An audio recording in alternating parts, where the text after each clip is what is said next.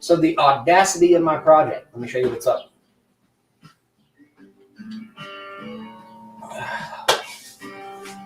Not too long ago, somebody was throwing out a treadmill here in the neighborhood because the speed control tab got broke off of the slide potentiometer here, so they couldn't adjust the speed on it anymore. It is a wonderful day out here, Heather. It's beautiful. My plan is take all this and turn it into a lathe. And I think I can do that. Anybody ever taken on something similar to this in the past?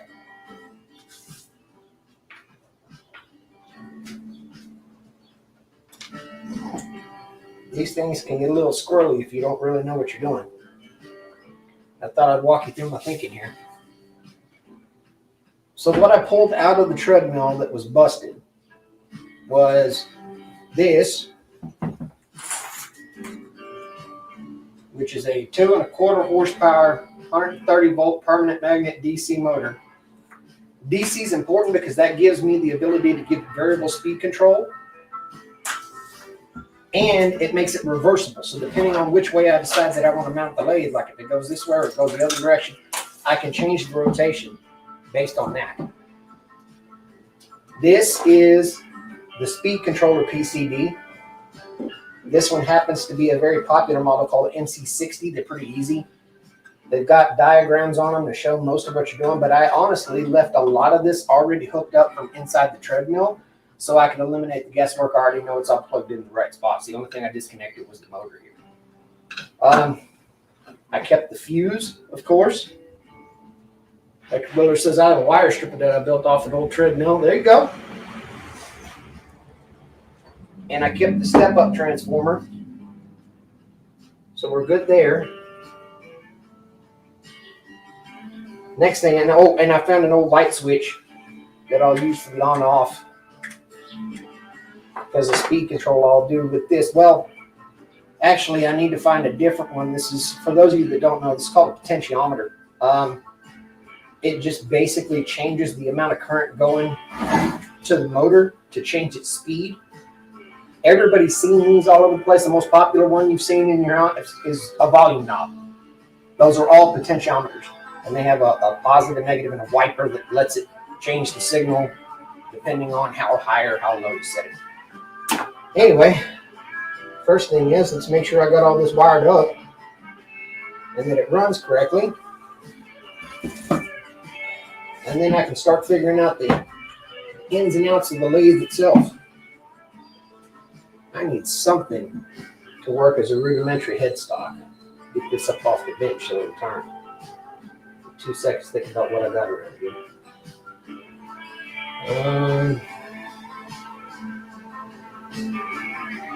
I seem to remember having a big block, 3x4 or something like that.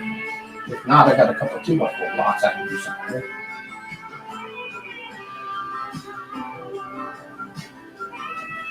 How's y'all's day going? What's up, Pine? We done? I'm building a lathe, brother. What are you up to? Well, I'm gonna try to help build like I'm gonna try to help build a lathe. I'm probably gonna fail, but we'll see what the hell happens.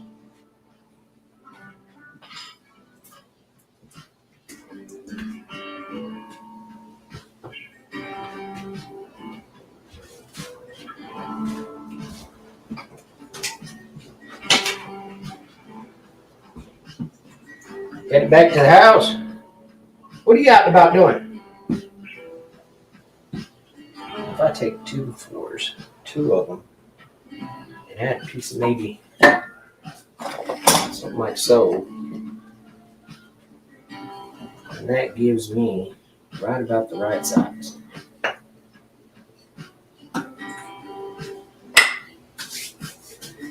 Yeah, I thought about getting one, but I'll tell you, while I'm farting around trying to figure out the wood that I got, I want to tell you why I think it's advantageous to actually make your tools instead of buy them. If this sucker ends up breaking down the road, I know how to fix it. Hell, I'm the one that built it, you know? I ain't got to call tech support, customer service, speak to somebody about warranties. I am the warranty. There's another 2x4.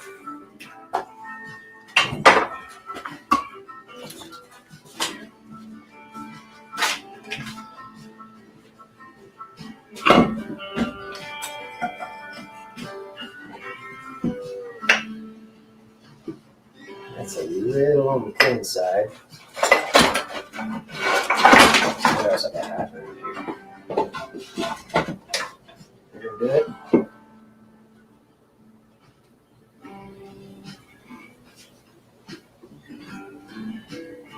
Man, I am so glad that you liked it.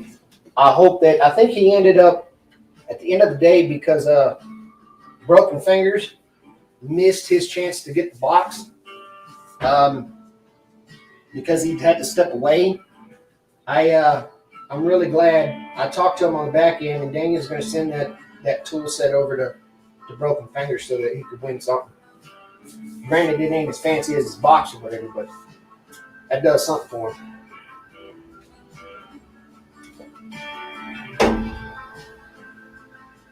All right, as for just so that I'm clear, I've got on the base of my motor, I got this bracket right here.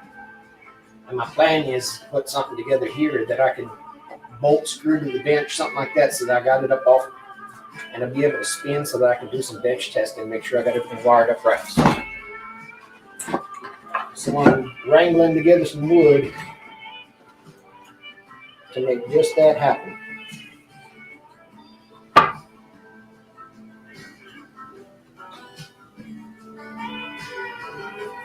And I think about that big is just about good enough.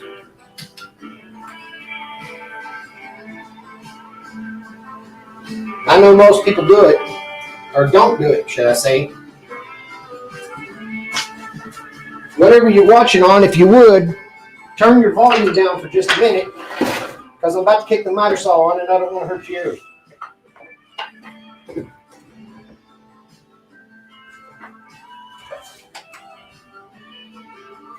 All right, guys, here we go.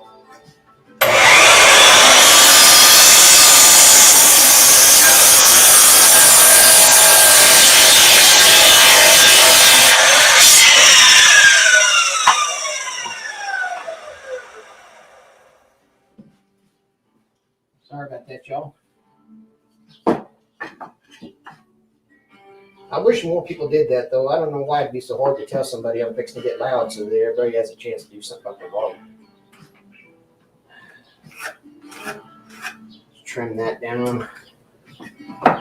Let's screw all this together.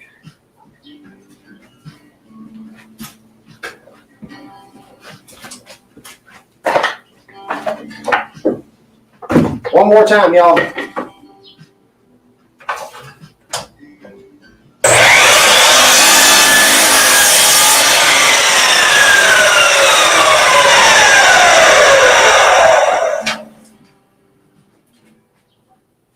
If you had your volume down, we're good. I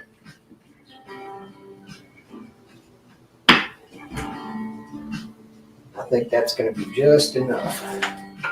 I need to set in there and screw it together. Yeah, I think so.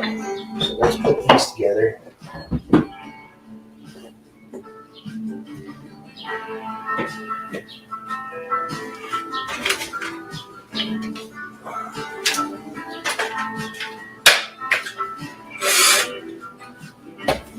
You'd have thought I had my stuff together a little better before I started this, but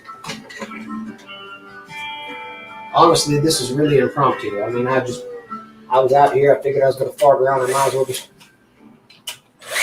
bring everybody along if they wanted to.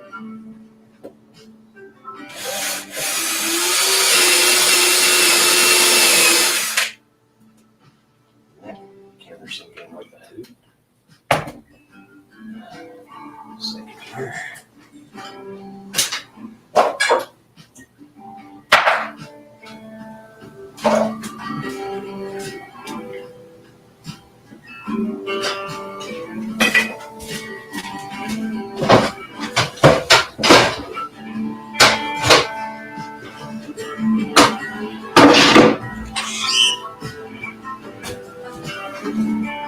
Ooh. Beginner tip number 1. These dishwashing detergent pod containers, this cappuccino, any of these little things, save these guys. These are really good for putting fasteners in. I'm fixing to build this up with some screws so I can get to work here.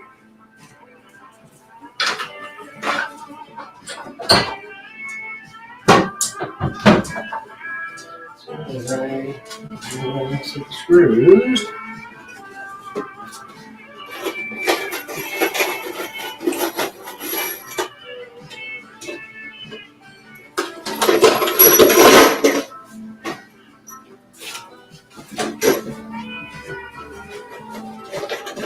And the best part of it is, your screws smell like cappuccino,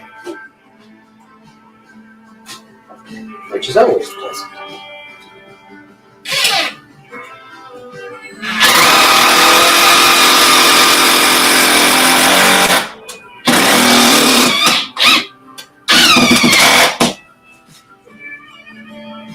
Alright, I'm just screwing this together rudimentary so that I've got something to mount this motor to, in case you're curious.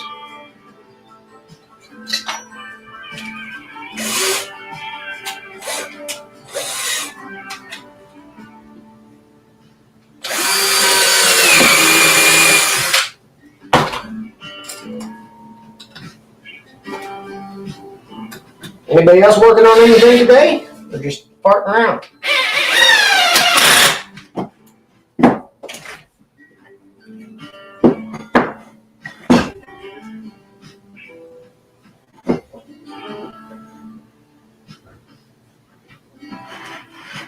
I'm gonna like that for now.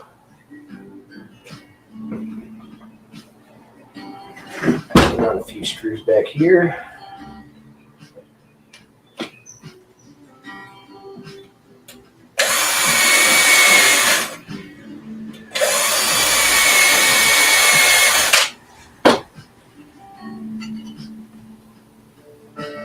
Am I still connected? Did I lose you guys?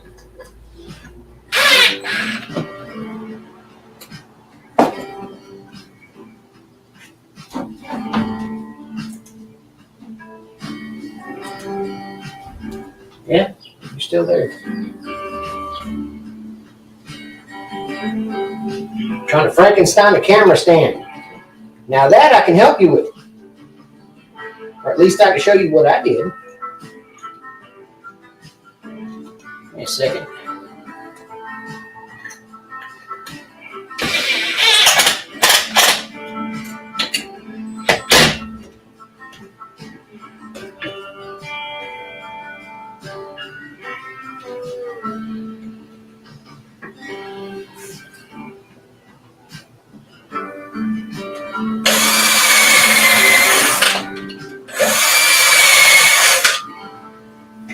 Sorry, I wanted to get them holes drilled before I lost grip of what I had. I got one. Where the hell I put it? I stuck it off in the corner somewhere, and it was made for me to hold my cell phone.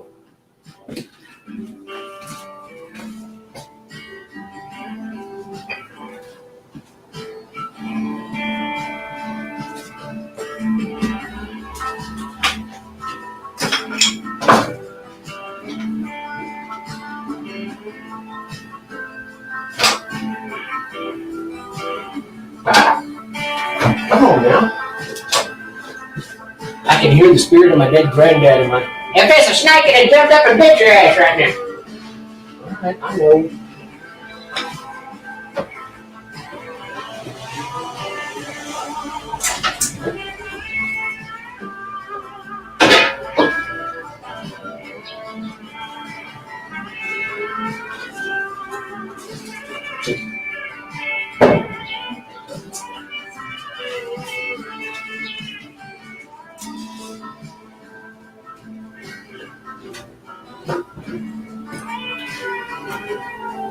But it's kind of irrelevant. I mean, if I see it, then I'll grab it real quick.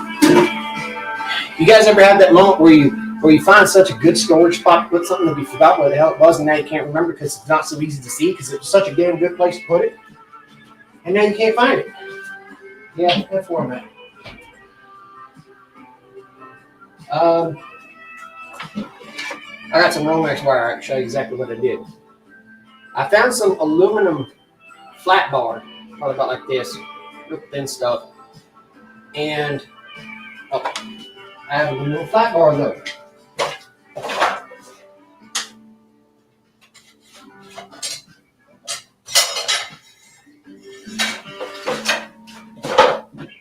I took a chunk off of this aluminum angle is what I did.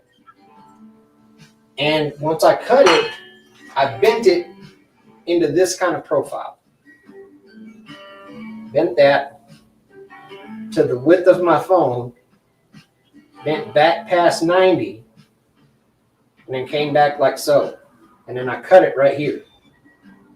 So what that did was it gave me an arm to relieve the pressure so I could slide my phone in here like so, lift that, put the phone in, and then it would spring back down and it'd hold it.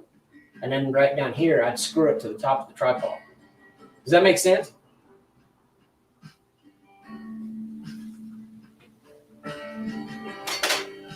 As soon as I see it, I'll show you. I swear to God. Grab a couple more screws, finish mounting this.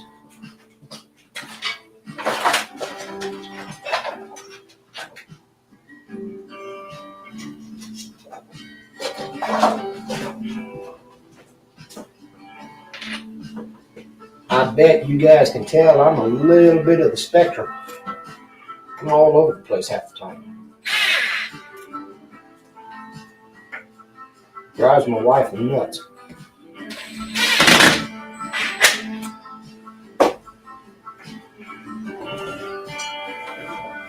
Kevin, how you doing, buddy? All right, now we've got a mount. I want to put something under it so I can screw it down just so it don't take off on me. How you doing this afternoon?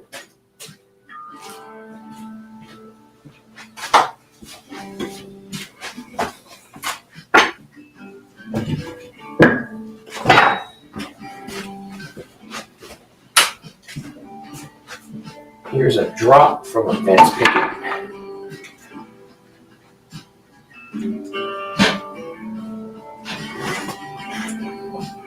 I barely found mine that were on my face. So what I'm going to do now, I got this block, I'm going to screw this to the bottom here.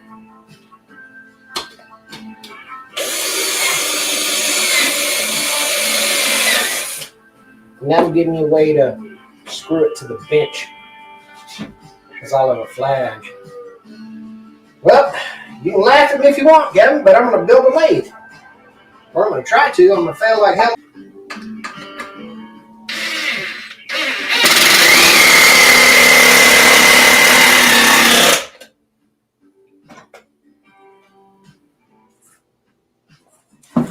Yeah, royalty-free music.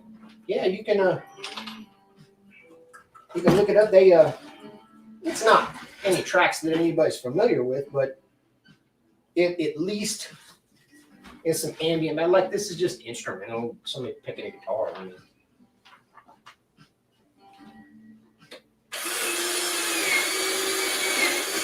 somebody ends up giving me grief. I guess it is what it is. Chalk it up to learning. David, how you doing, buddy? This is a motor from a treadmill.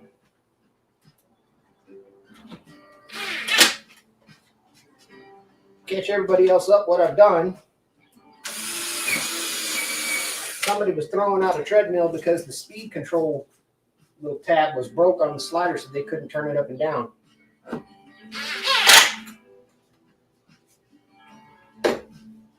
So what I did was I scalped the motor out of it,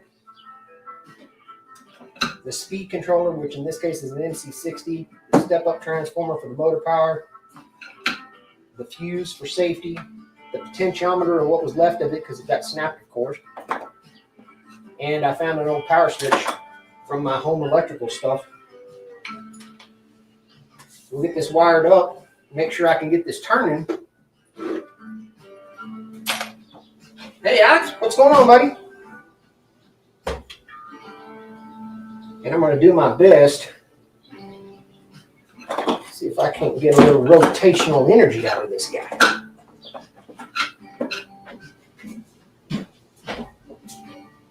Disclaimer to provide to all people watching this live stream right now and those who may view it again pre-recorded in the future for perpetuity. I am not telling you to do anything I'm doing. I'm not advising you to do anything. I'm not even telling you this is the way you should do it. I'm just showing you this for mere entertainment.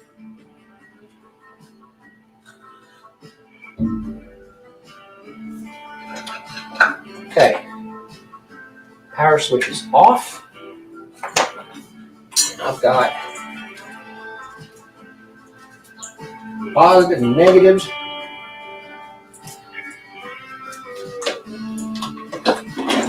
And that power needs to be connected to the speed controller.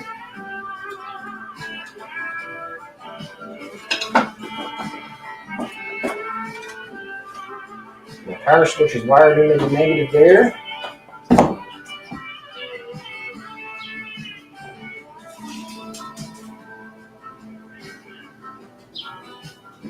I don't even know if I need this guy. I'm not having the power going straight through the board. Let's see. Plug this in. Hey, Carbon Wizard, good to see you. All right, we got a light on the MC60 control board. I don't know if you can see that. That's promising. I might not even need this sucker. I'll probably take this out, I think. That would be such good news. Not to have a high voltage transformer in the way.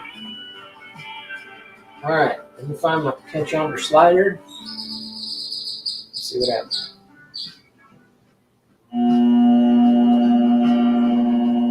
Hey now.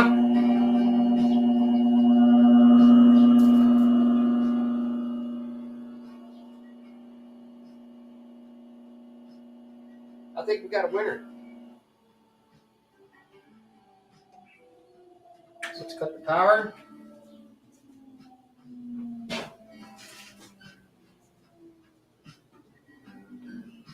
Is this legal? I have no damn idea, Carbon Wizard. Again, my disclaimer, I'm not showing you or telling you how to do anything. I'm just showing this for entertainment purposes only. Do not follow what I'm doing because I'm a jackass and idiot and I will get you killed.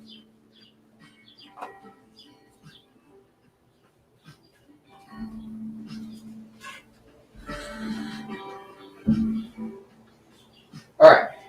Now, I know personally that another thing that's important is that because this is DC, meaning direct current, it's got positive and negative going on dedicated lines into the brushes for this motor to turn, which means if it's turning this way, I could flip these wires and turn it the other way.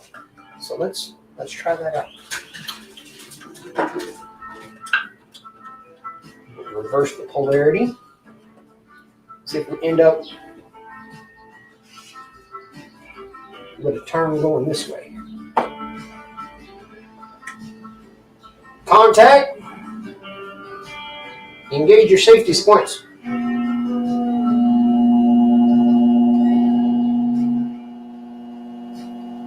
I think that's a winner. And now that's turning the proper direction so that if the motor was here and I'm turning my work, the work is turning down into my chisel.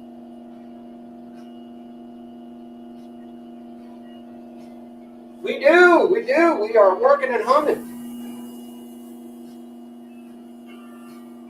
Let's ensure we got proper torque somehow. Well, we ain't got to worry about that just yet. Oh, yeah. That's a winner. That's a winner. So now typically, you guys help me out. The motor is typically on your left side when you're doing the work or on the right. I think it's on the guide. And I got this much together.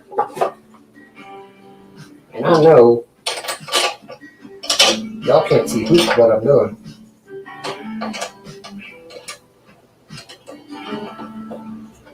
What I did was I took some old scrap wood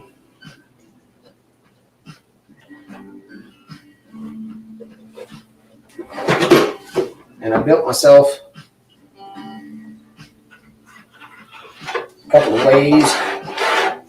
It's a good way, I think, to put together the beginning stages of my tailstock. Now this just might give me what I need to start getting. Sorry about that. I mean, but there it is. That's better. So I cut this out and I made it out of some scrap wood. I think that's going to give me a good way to build a tailstock. I don't know exactly how that's going to work just yet, but I bet I'll figure it out.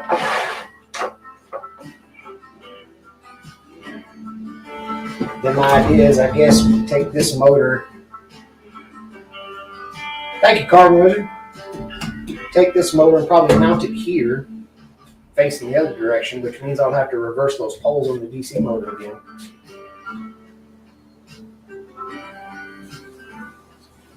And then, before anything, I had already tested this some time ago. I'd forgotten how I had it wired up. That's why I'm glad I tested it again. And I got this plywood on there, which I think is going to be good for me to be able to attach maybe a faceplate to, so that I can, I don't know, maybe do some kind of a beginning turn to test everything out, make sure it works, and start building other pieces that I'm going to need to finish the lathe itself. I think I read it or heard it somewhere that the lathe is the only machine that can build itself. Meaning, once you get the rudimentary essential parts going, you can actually build out the rest of it using the lathe to make the rest of the lathe, which is pretty cool. All right.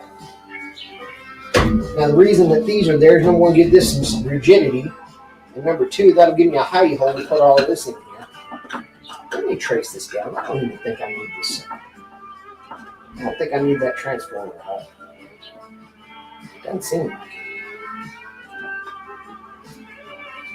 Because they ain't doing it. I think I accidentally grabbed it as redundancy. Yep. There we go. Easy as that. I'll move that out the way for now.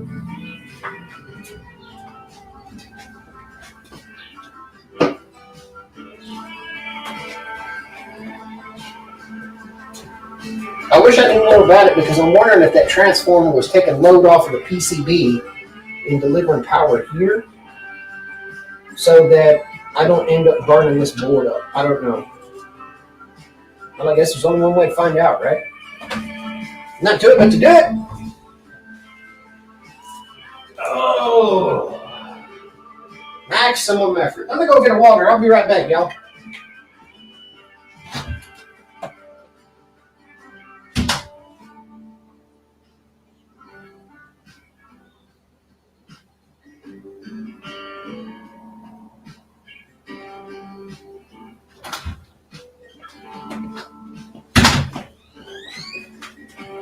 There we go.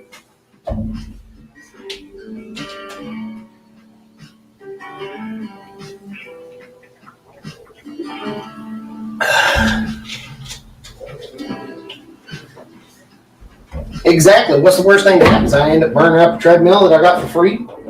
God forbid. I'm out a whole $0. Well, unless I burn the shop down, in which case I may have to redo that math.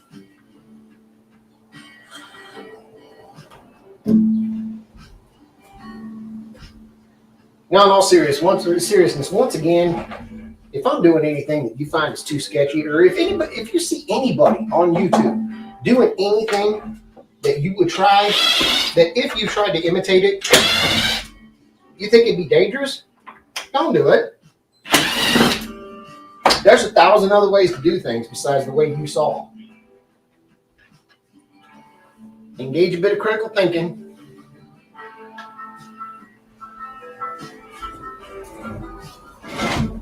Understand your own limitations. And when your gut's telling you something is skeevy, your gut's probably right.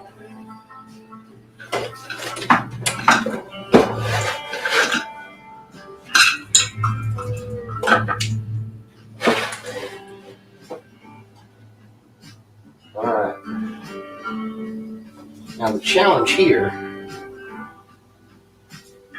will be ensuring that I build this with some kind of concentricity, pointing directly at this fellow. But for now, I think I might have to just eyeball it.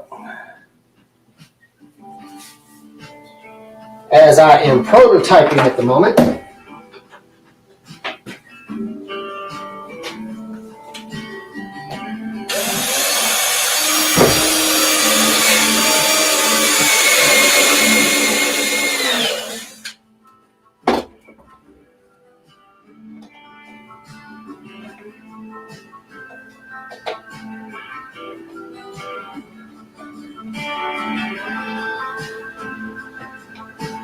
Ronnie, thanks for stopping by, buddy. Appreciate you seeing. I do need a laser. I really do.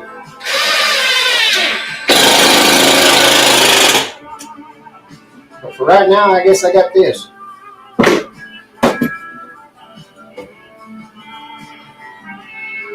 And I think I got a pretty clever way of making sure that I'm set. I'll grab my speed square.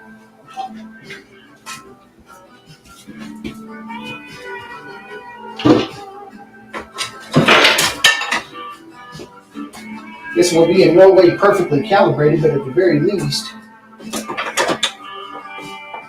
it will give me a notion how far off I am on all this.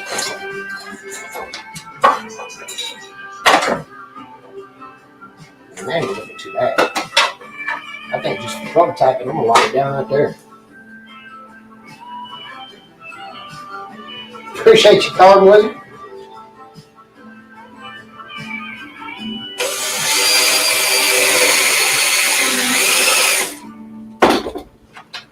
Now, if it works, cool, that'd be a different story. We'll find out.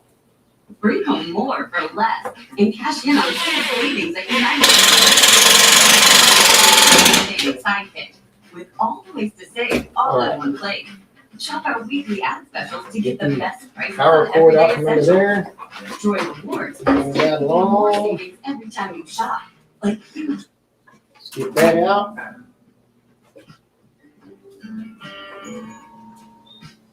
Okay.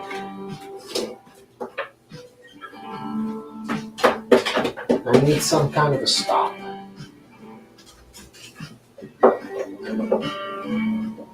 Hey, the tool rest is what I need. Come on. Let's make a tool rest real quick. All right. So to do that, I've got my T-track, or I've got my slot all ready for the blades. All I need is a couple of blocks, a way to screw it down. Come about the same level of the center of the axis of the motor. Something that sticks out so I can put a tool in. Just think about that.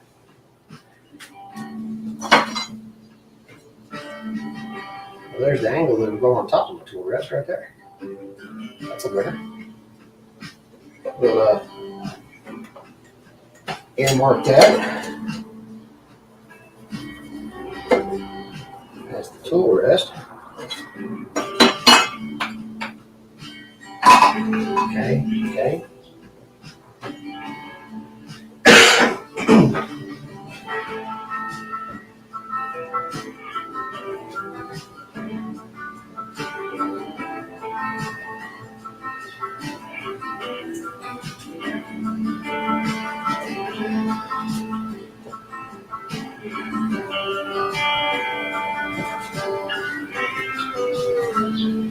Okay, so I've got this. The wood will be too thick for that, so I need to find a piece of metal, which I could probably use.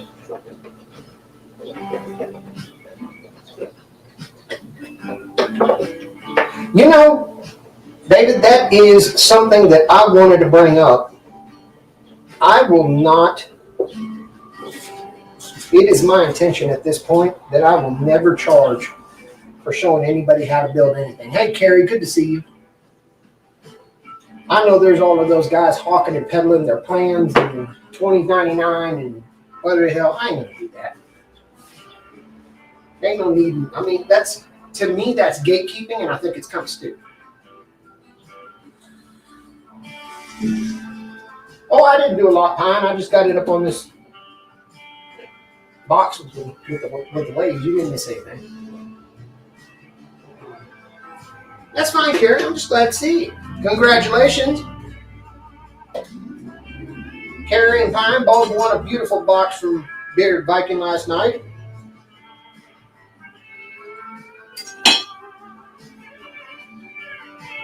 I don't think I had to do this. I think. Well, I got a strip of metal around here somewhere. I know I do. I need a piece of flat bar that I could turn into the bottom of this tool rest. Well, I'm prototyping. I don't need it. I'll just cut some of this laminate flooring and do that.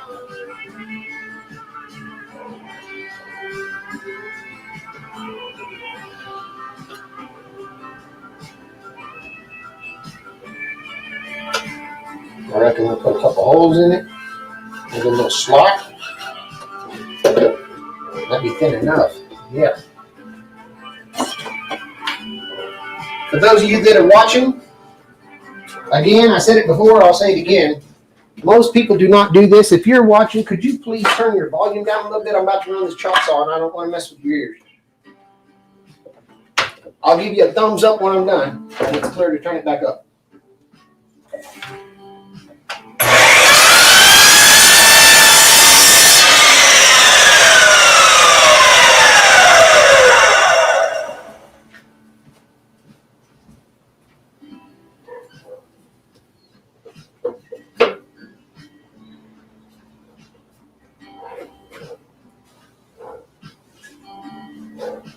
All right, now, I don't like that. I want a little bit more versatility, so I want a little bit bigger bit.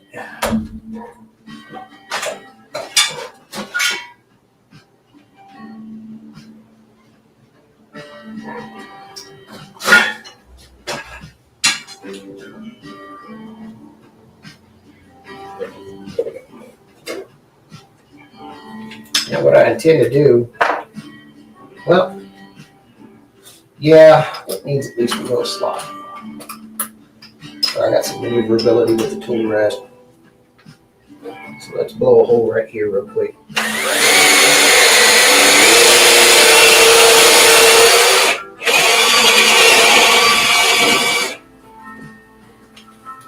I don't like that. This is just what I was talking about. That felt kind of skeevy. I'm going to go over the drill press. That seems like a safer way to do it. Give me 2 seconds.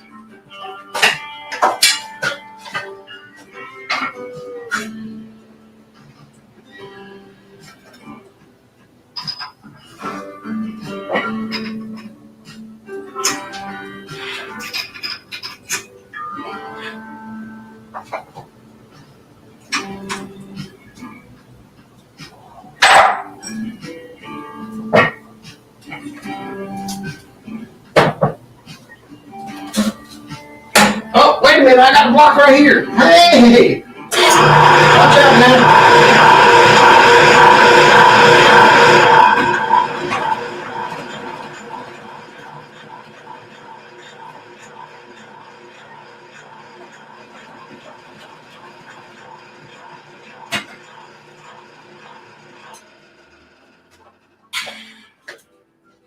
I don't think that could have worked out better if I wanted to.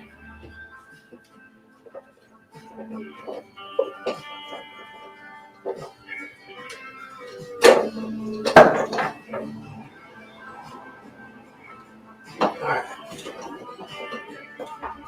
Already had a slot cut in it and everything. Hot dog, right shape.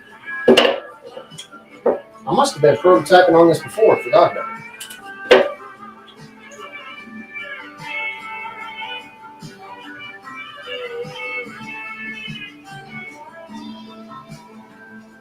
Back that up a tick.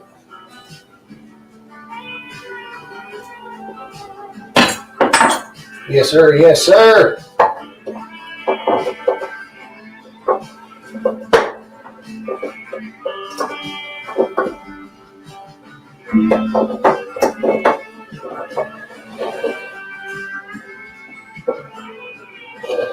I believe that's what you refer to as chicken dinner.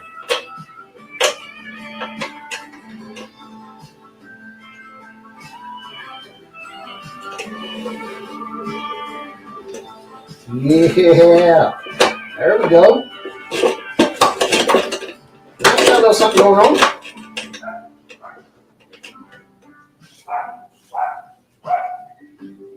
See if I can finally give you what you guys have been waiting for. See if I can actually do a little lathe cutting on this thing. I don't have any lathe tools, so I'm gonna have to get one of my chisels.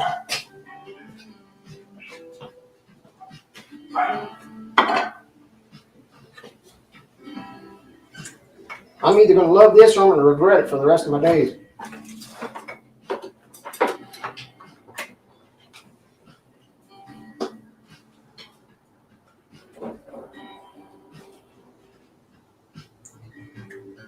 Power switch.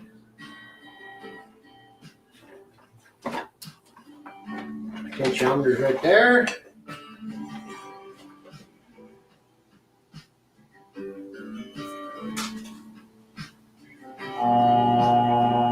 Oh, that's turning the wrong way. Let's invert that.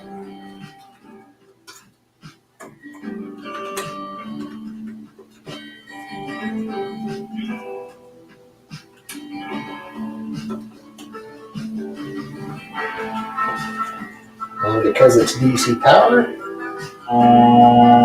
now spins my way.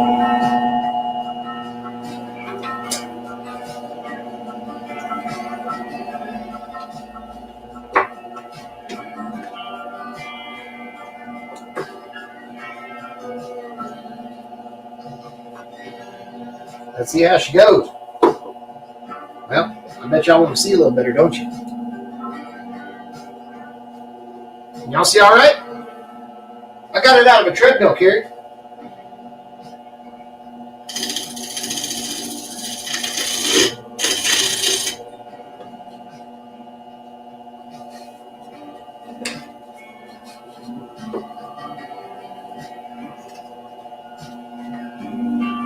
I'm gonna kick up, give me a little more speed here.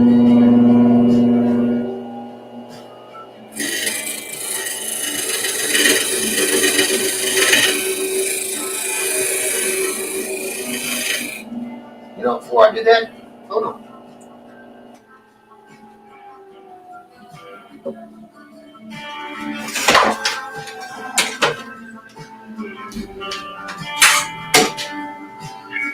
See if I get you over here, you can look right over my shoulder. And stop looking at my dirty floor. Y'all see all right?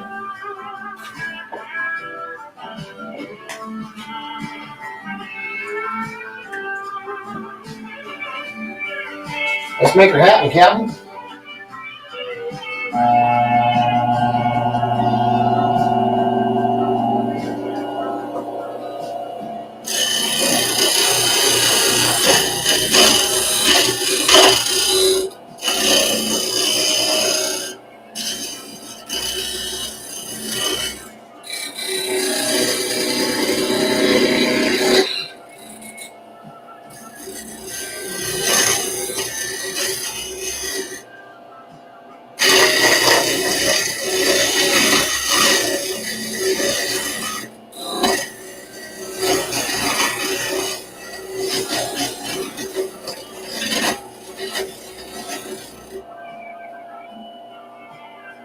That looks like a preliminary test. What do y'all think? I don't care about cut quality just yet. I don't care about any of that. I just want to make sure I've got function. And that, by God, looks like function. I mean, I might be wrong. I think so, David. I really do. I think that's the start of a really great tool. I'll figure out this potentiometer issue. Let me show you what I mean. The reason she had to throw it out is if you look real close, I'm going to try to get the light right.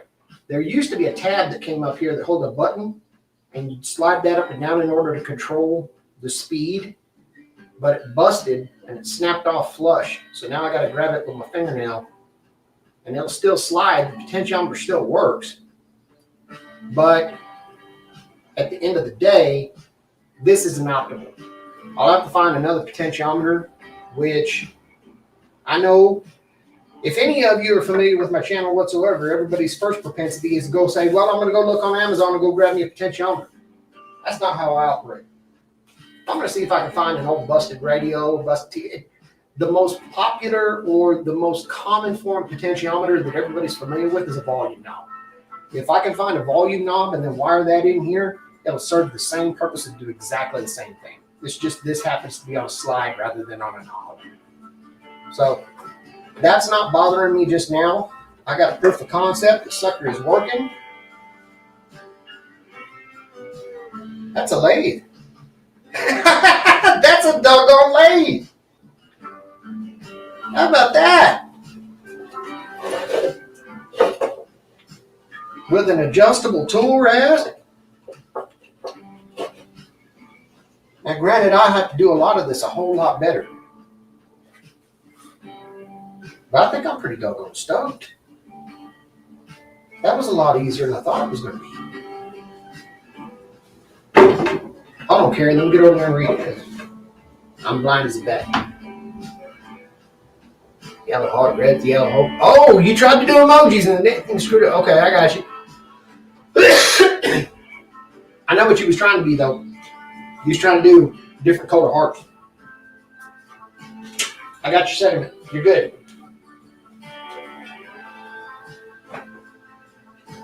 All right, so thoughts, input. What do you reckon we can do different? What do you think about what do we need to do about the tailstock? That's gonna kill. I mean, we got headstock, but now we ain't got no way to. We can't turn on centers. We can't do any of that. I mean, I could screw it here and make a face plate so that I've got something over here. Turn bowls maybe, but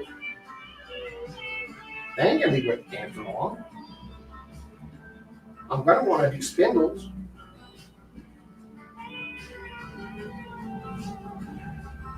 So we need a tailstock.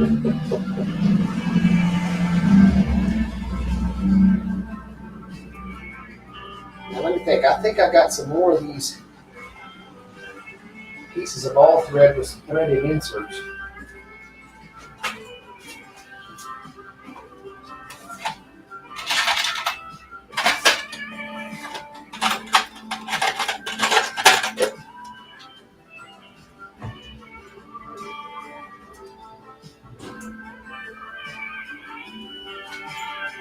Anyway, damn. Hold on.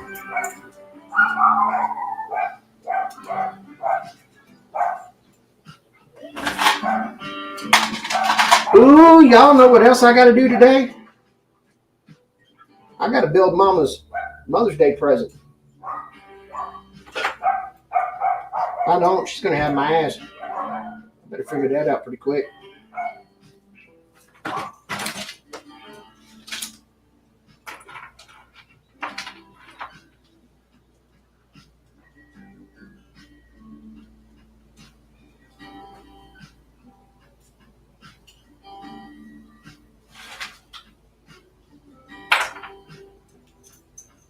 You know what, before I dig too much further into this lathe, let's do that. Hey, plywood.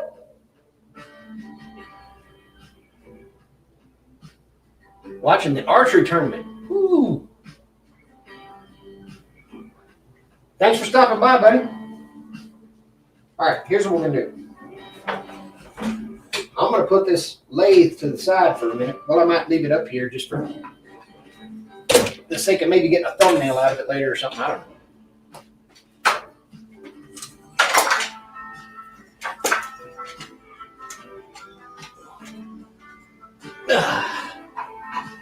Hey, good to see you again. So we got the lathe going. I'm going to unplug this. Get all this the heck out of the way for now. Because we got a different priority. We got to build Mama's Mother's Day present. Because I ain't trying to be in the doghouse. She might take away my permission to make videos.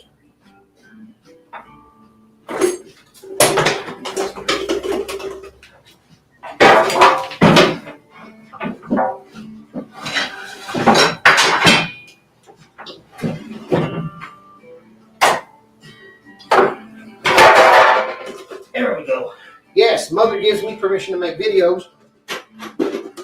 I am the man of the house. I wear the pants in the family. She just tells me which ones to wear.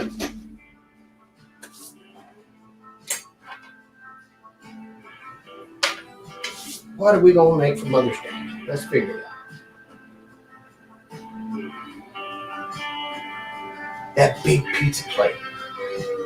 She's got this big serving plate for pizzas that she loves to death. It's ceramic crockware, but it doesn't fit anywhere. So I'll make her a little stand where she can sit it. 2 seconds, I'll go grab it. Hold it.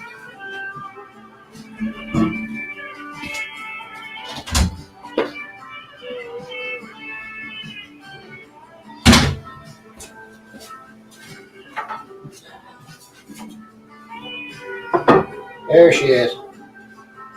Big ceramic pizza plate. She really loves this thing. So I'm thinking I'll make a little thing, hold it up like so. She put it up on the counter, and then that way she can stop trying to find places to put this thing. Because it never fits in the cabinet the way it's supposed to. It's just one of those awkward damn pieces of cookware, dishware. It just doesn't have a good place. So let's do that.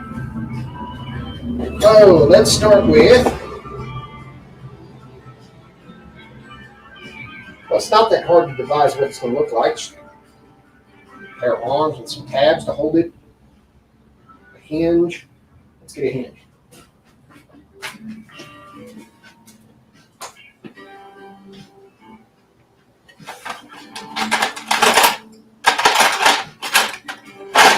No, ain't no good hinges in there. It's going to stash.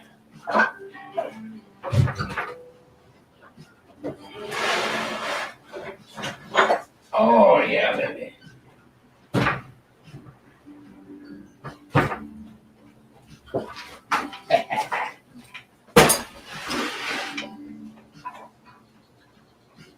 I am in Texas. Hey, there's some fancy finished cabinetry screws for hardware. Those will come in handy in a second. What I'm looking for is a little hinge that I could make her a pair of little delicate things that come out like so with some hooks on them like this. And then that'll hold her little plate. I think that'll make her happy.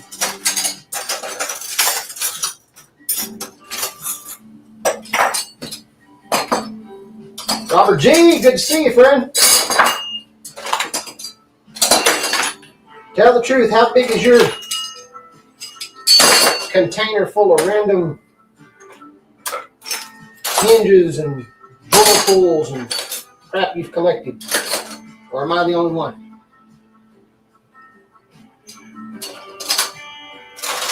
David's is right next door. Where you at, bud? Here's my wire brush. Why don't y'all tell me I put it in the damn hardware drawer? What kind of good are y'all?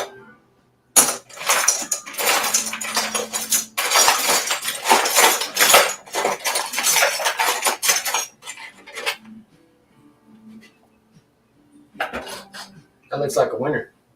I think we're good. Now we'll put that on the tail end of a couple of.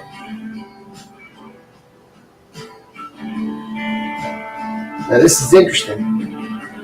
I don't know if you get the hoop, but if you look, this thing will fold all the way that way. But if I try to go the other direction, it stops because it gets caught on the barrel. That might be a good thing to have. Because then she can fold it up like so that it's closed, but when she wants to use it, she flips it all the way around the other direction and it only comes out so far. And it locks. That might be good. Anyway, that's a winner. We got that. Let's find some good finishing screws to hold that in. Oh, I just had a barrel. There we go.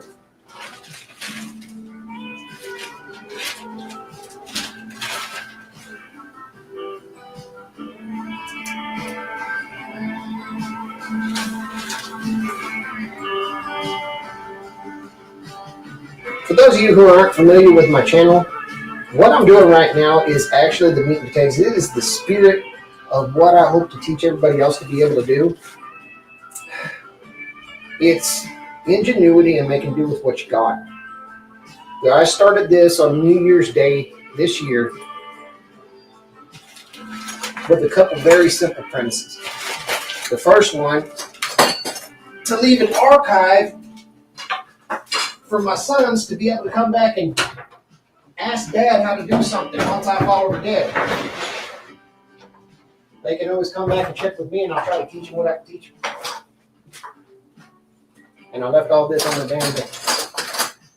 But the second thing is, and it didn't become evident until recently, I am going to say this as apolitically as possible. I'm going to say that I believe there are tough times ahead.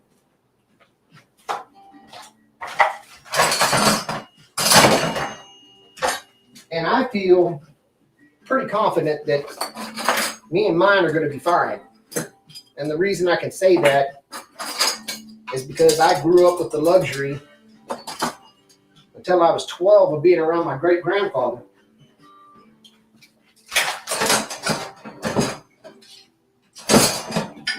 Who was born in January of 1889. That man knew how to make do and survive everything, okay? When he was born, the state he was in wasn't even a state yet. It was Comanche country. And he lived through that. He lived through World War I. He lived through the Depression, through the Dust Bowl. And every bit of the time, he and the people around him, they knew how to make do. And he taught as much of that to me as he could. And I think I'd like to pass that on because I think, again, without being political at all, I think that's going to get real useful for people real quick. I think it'll help folks out. So if I can show how people how to make do, all the better. Like right now, making do by making Mama her Mother's Day gift. All right, so we've got a good hinge. We've got a good plan.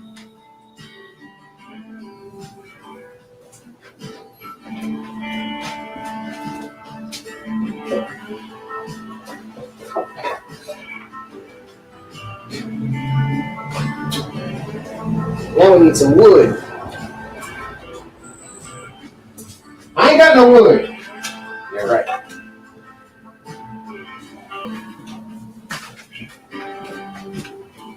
Let's go that way, see how far we can reach.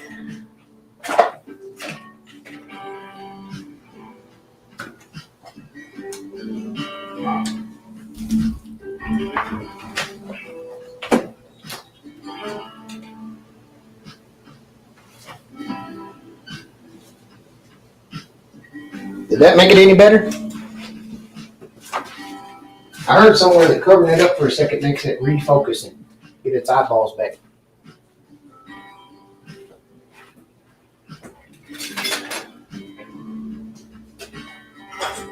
Let's move this up. Small size. We'll be popping up the video later. Some of the things we do here. Not that exciting. It has to get done. I love watching people go through their daily stuff. That's cool. I enjoy it a lot. All right. I'm going to zip the majority of this off the bandsaw real quick, and now I'll come over here and clean it up over here. Now I'm scrolling. Yeah.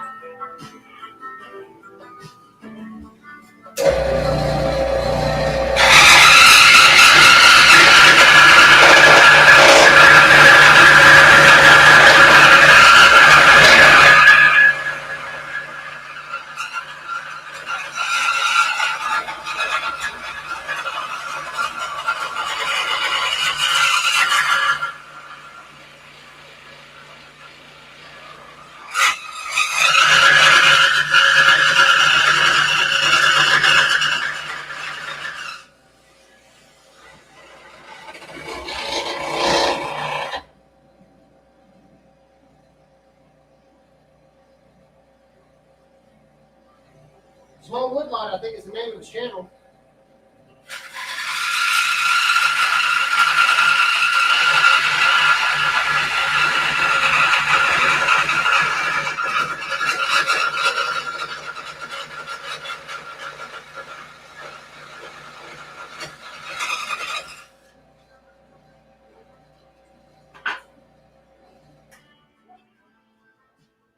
Well, that went different in my head.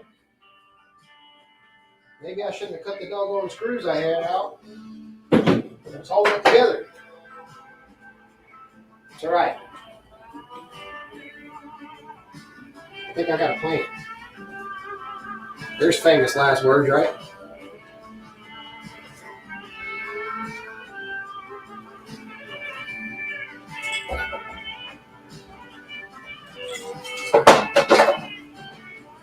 Well, gravity still works.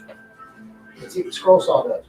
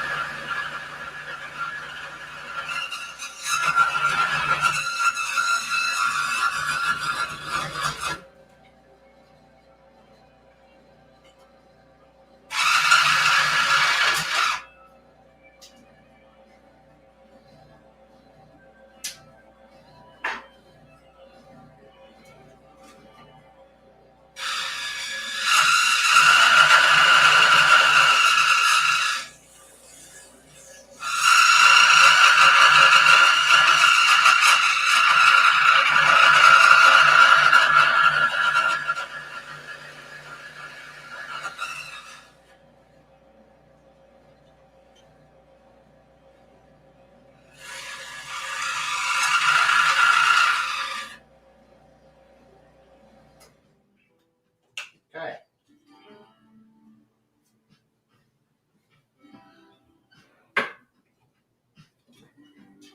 Bring y'all back over here.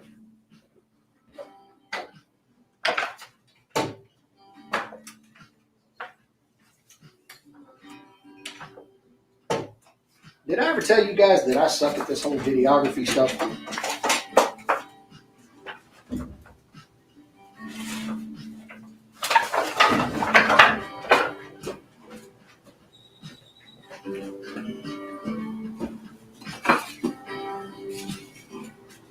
All right. Now, right now, all I'm doing is getting something together so that I can put the plate on it and I can take a look at it and see if it's worth the damn or if I need to come up with something different. Let's just zip the hinge on here real quick.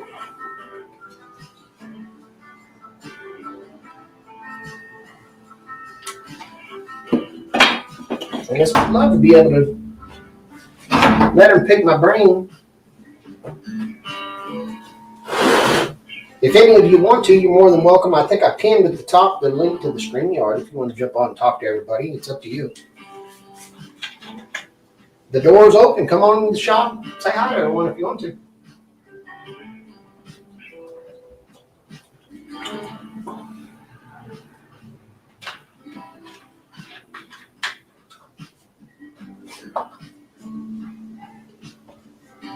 A Fiesta-ware pizza plate. Hold on. The back says España Lifestyle.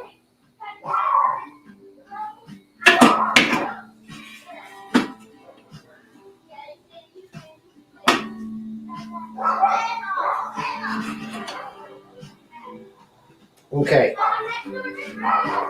So are we in consensus that this is Mama's Mother's Day present? Everybody happy about that? What do you think?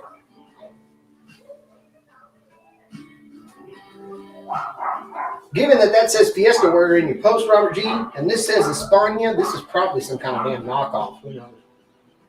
I wouldn't put it past them. Carrie, thank you for coming by, hon. I appreciate you.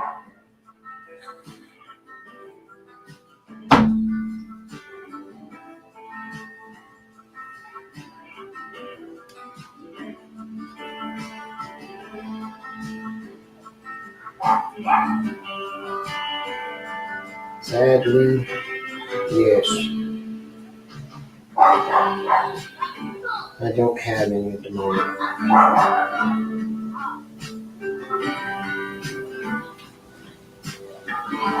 Sorry, I'm also a member of a local charity group. People looking for a helping hand, and then they post in the group because, you know, I don't know. I'm a new mom and I'm short a can of formula, or I'm moving and I need some boxes, or whatever it ends up being. Somebody was asking about an ask. I had a set of lawn furniture that I finished up, and she could have used it, but apparently another family, they came by and got it instead. Yeah. It's okay, we'll build some more. But for now, we got to build Mama's plate holder. And let me guess, I bet you $1. They probably sell this thing for $1.50 over at the Dollar Tree, don't they? It's all right though. I think she'll like it better if it came from us.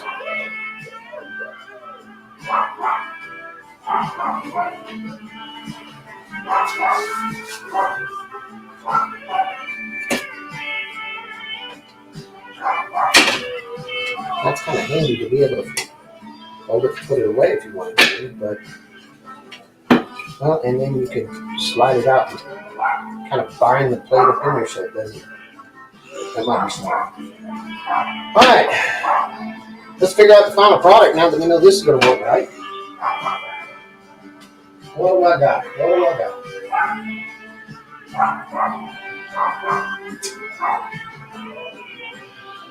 I got some. This is where you got to get inventive and creative with what you got, right? I've got what's left of this piece of walnut and that busted table leg. I think I got another table leg like this. Hold on.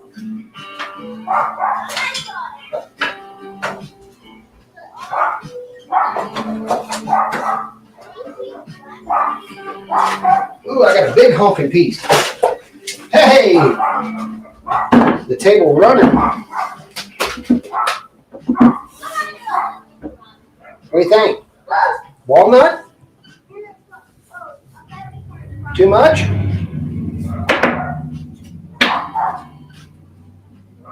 It's most certainly not big enough that way, unless we change the profile of the hair, which we could certainly do. Make it a little thinner. It's the same size both ways. It is.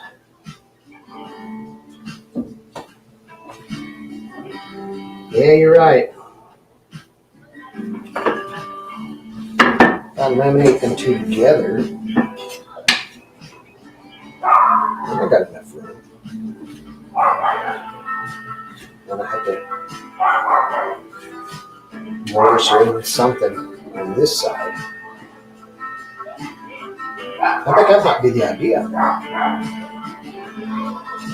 So, follow me here. I think my idea is I need a piece that's this wide, this long. And I've certainly got that much long. But if I laminate two of these together, then that'll give me the vertical that I can cut out here and then mortise in another piece here.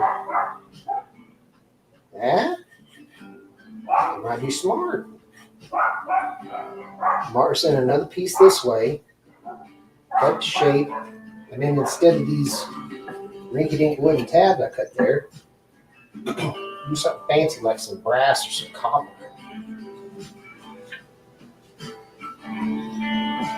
Heck, that might almost not look like I know what I'm doing.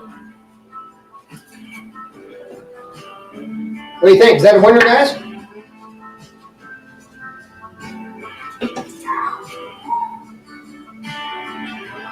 I think it is. I think that's a winner. So I'm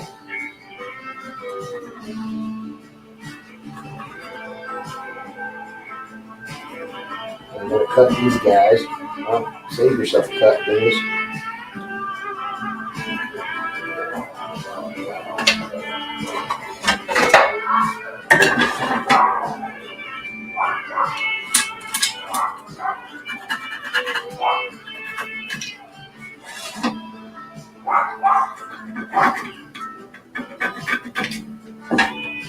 I don't, that'd be good.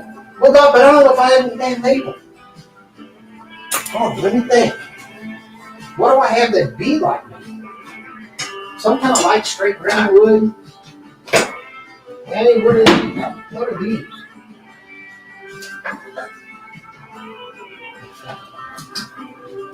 I don't know. This is some funky Vietnam wood. I don't know. Can you see that? If I sand this down and clean it up. Let me run it on the sander real quick. I'll show you. I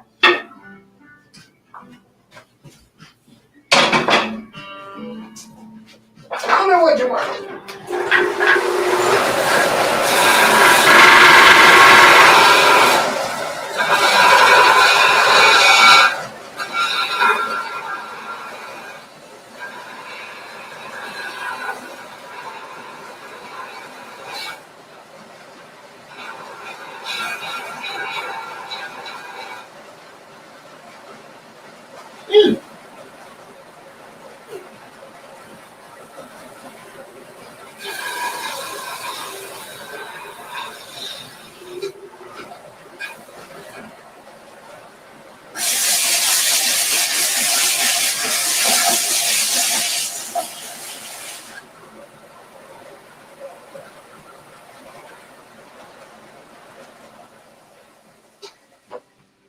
So underneath all of that flat pack gunk, that's what the wood looks like.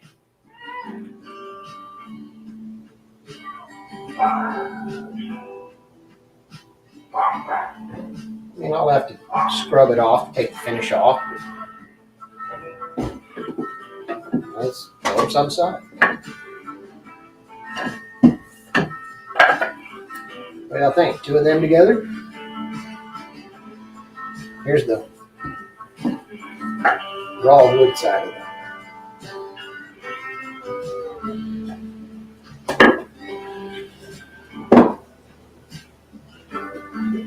Rip them down to 3/4, add a few strips of maple, and it'll be dynamite. Okay? Rip the walnut down to 3/4, you say? Or rip this light wood, whatever the hell it is.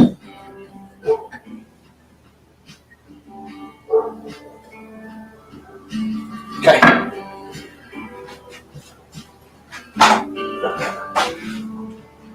Let's get to repurposing.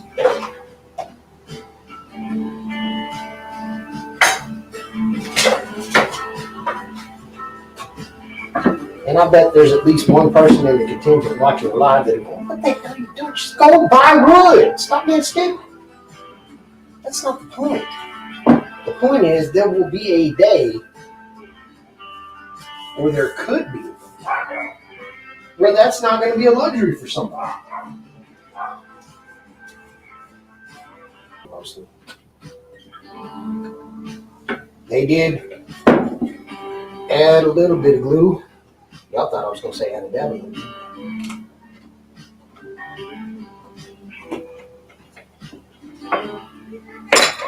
Half of you that watch Barry Vikings like, no, but you should have.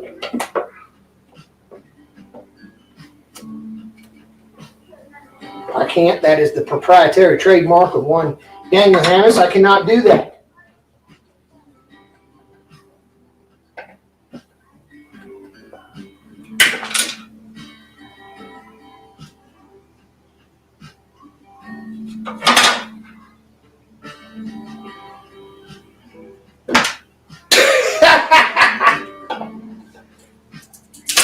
That's what I get for using the job for an unintended purpose.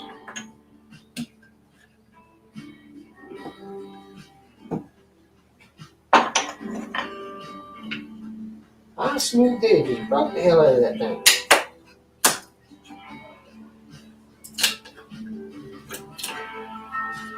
Y'all have 100% permission to laugh. MD Crafton, what are you up to? Me? I'm breaking pry bar.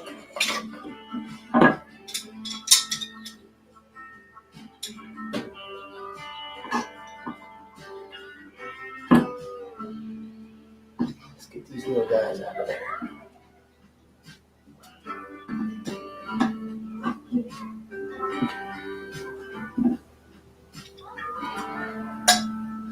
I might go live later. I mean, I don't know why I would.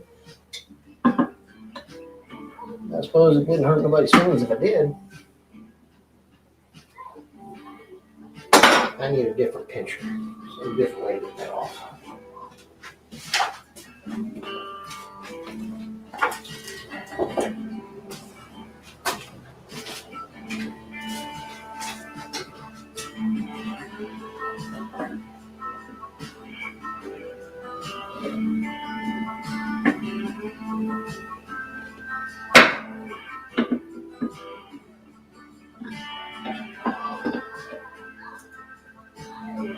Gardening all day. What are you growing?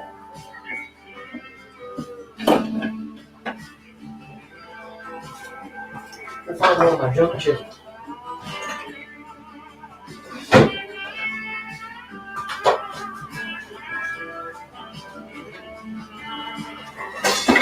And the one and only booger mallet. Let's go.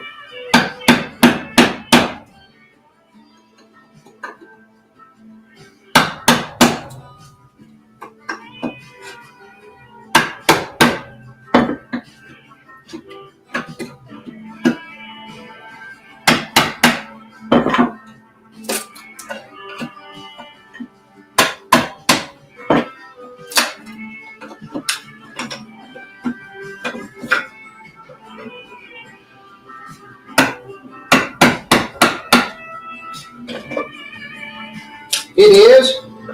I had to go get these hobo freight chisels because when I had to go build the booger mallet, that was the same kind of chisels he had. And he was mad because he was smacking the end of them with a framing hammer. And he was breaking the wooden handles. So in an effort to emulate his situation, I went and got the hobo freight chisels to show him that booger mallet had no problems running his chisels. I mean, they're not bad. I mean, they don't hold an edge very long. I don't hit them and sharpen them quite often, but for as little as I'm out here, they really don't bother me.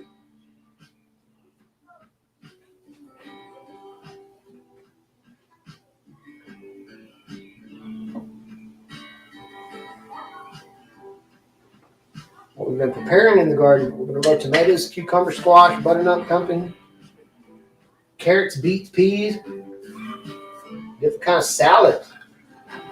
Yes. I need to get pinto beans going.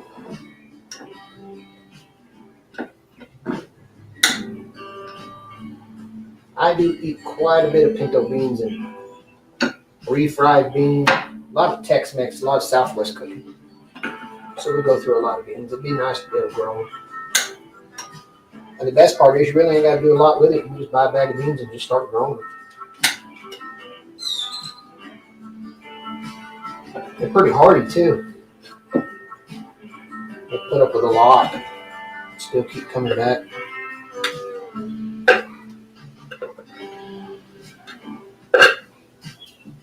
Okay. Now we have this. We need to get the rest of that trim off.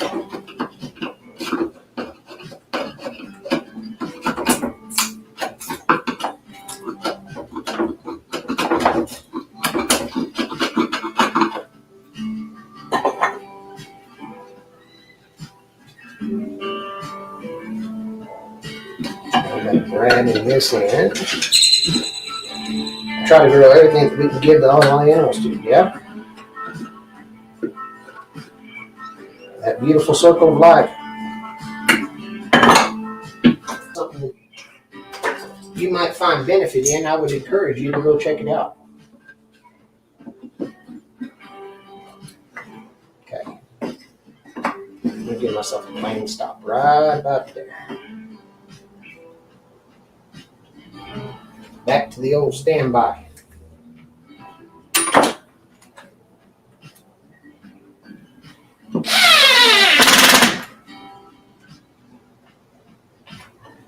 Next summer, I'll hopefully going to have a greenhouse. I hope so for you. That'd be fun. And pretty useful. All right.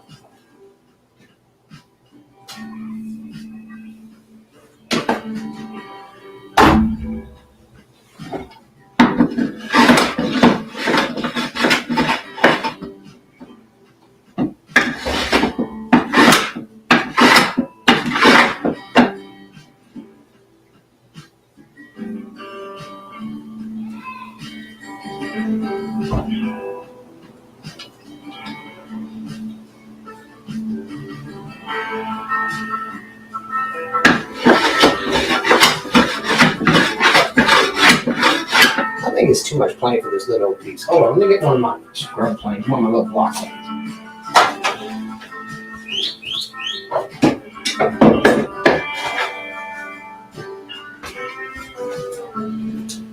I felt like I was using a rocket launcher to take a fly off my forehead.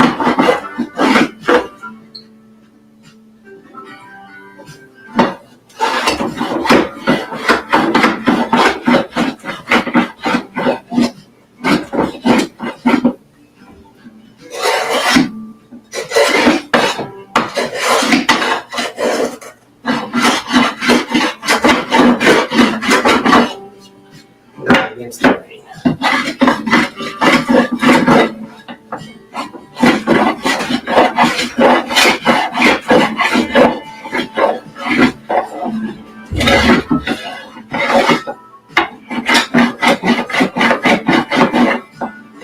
I'm also trying not to go full bore at it. Because you guys and cameras right there, and I don't want to knock y'all over and mess you up. Great thing. Since it's a colder climate up here, my first year in North Sweden, it's better to grow some things in the greenhouse. Man!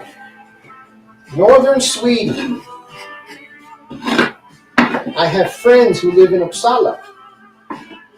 Their family has been there forever. Although I think they're going to move to Canada.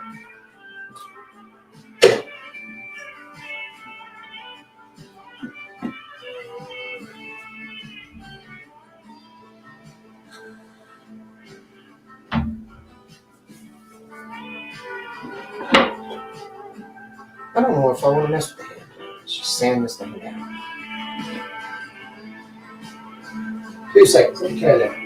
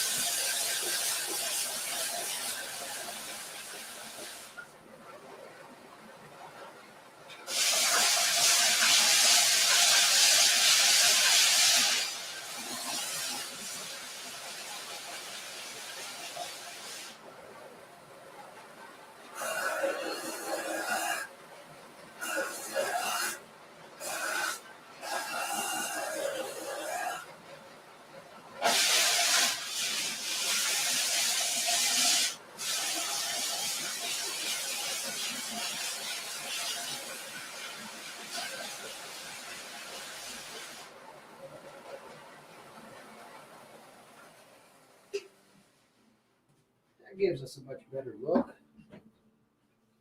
At least we know what we're working with. We can trim off the rest of this once we get everything sealed up. Okay, let's follow small woodlot's directions.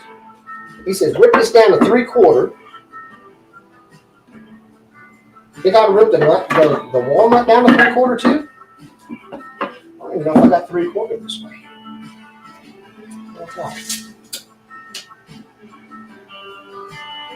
I have exactly 3/4 that way. Okay, so cut this into 3/4 square.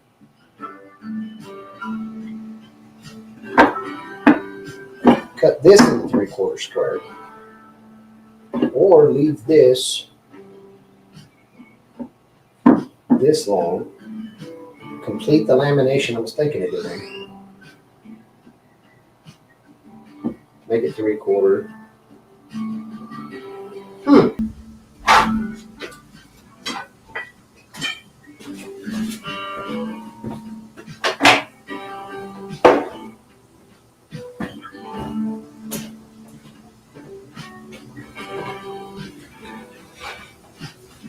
Rework y'all around a little bit.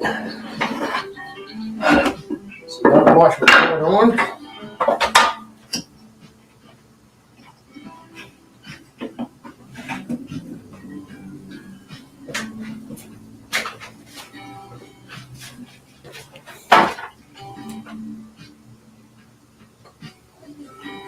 Well, y'all can't see squat over there, can you? I don't know.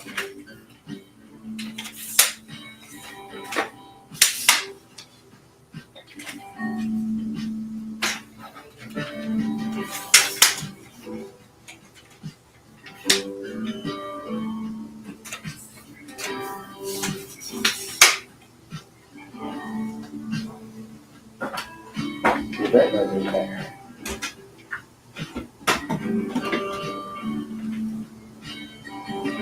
Watch out. Don't tell anybody I look like I know what I'm doing. I most surely don't.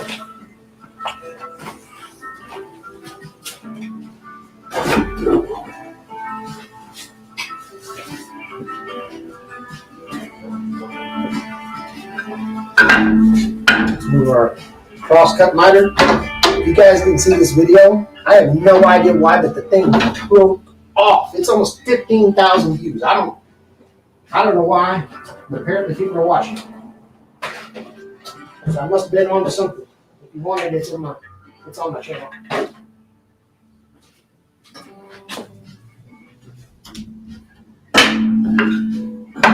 So we know the thickness is 3/4. We'll just use that as a spacer.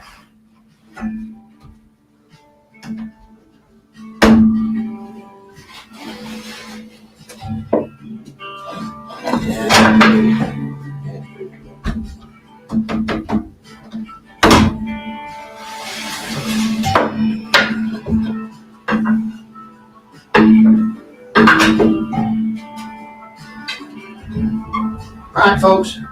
Yeah, watch your ears. Turn the volume down a little bit. I'll give you a thumbs up when the saw's off.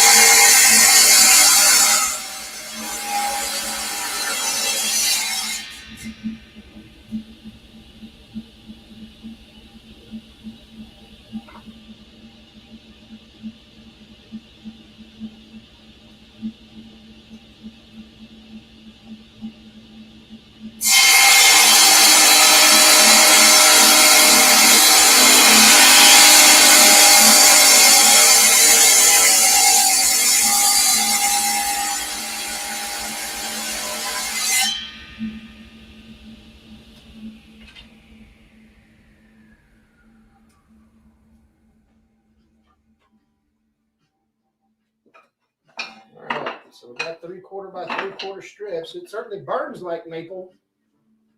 That's for damn sure. We got 4 of those. Now we need some more out of the walnut, you reckon? Same 3/4 by 3/4.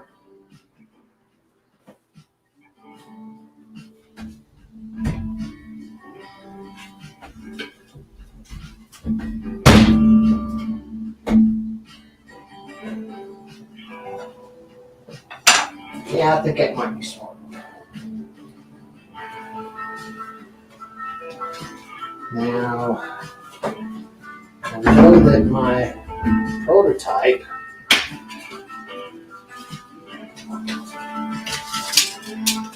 is only about 9 inches. So I may cut a few 9-inch chops like this over at the chop box, and then we'll run those, get some more 3/4 squares. Get after it. Watch your ears, guys. I'll give you a thumbs up when I'm done with the miter saw.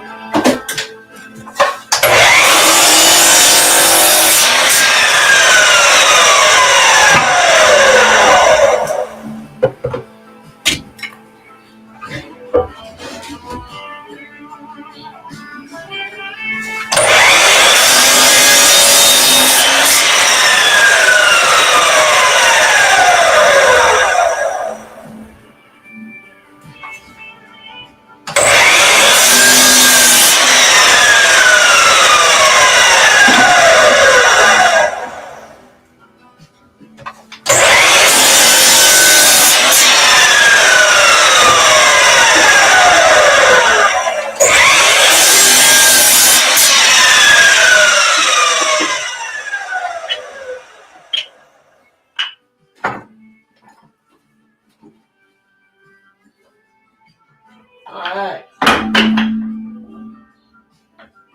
10-minute tips. What are you doing, buddy? MG, thank you for stopping by. Take care now.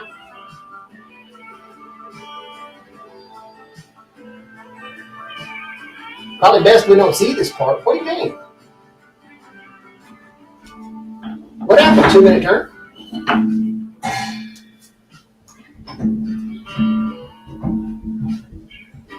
It might be. I didn't expect any of this. I just turned it on, farting around. I'm making Mama her Mother's Day present right now. Up here.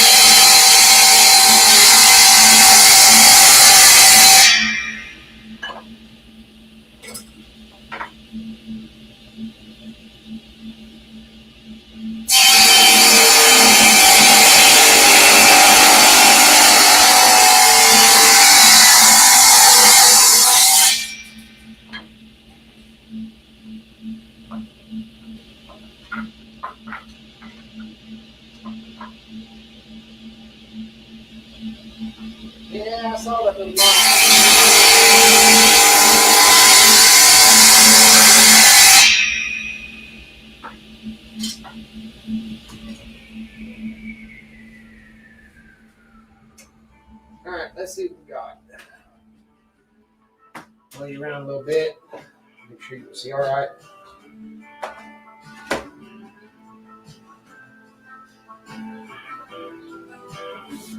Oh yeah, hell, half the time I just grab whatever sticks laying around, just good enough. All right. So to show you what I was up to, I guess I'd get the computer out of the way. Then I might actually be able to get something done. Set you over there. That like so. Yeah, I used to make those fancy, you know, with the little notch in the corner of the push stick.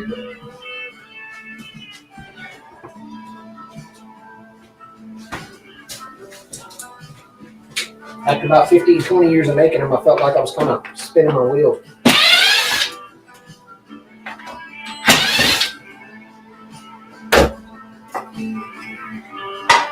All right, to catch you up with what I'm up to, Mom's got this crockery pizza serving plate that she likes. Form has dust collector. That would be good to see. I'm usually such a damn mess, I don't even mess with it. I'll try though. I'd love to go watch it. Anyway, this thing don't ever fit in any of the damn cabinets. So I thought I'd make her something like this. I did this prototype here. Where this is sit like so. I go about like that.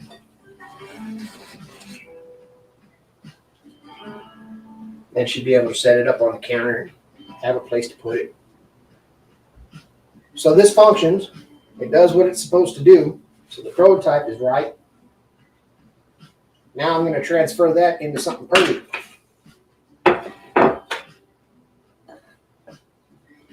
And for that, I got a bunch of chunks of walnut from a busted table leg.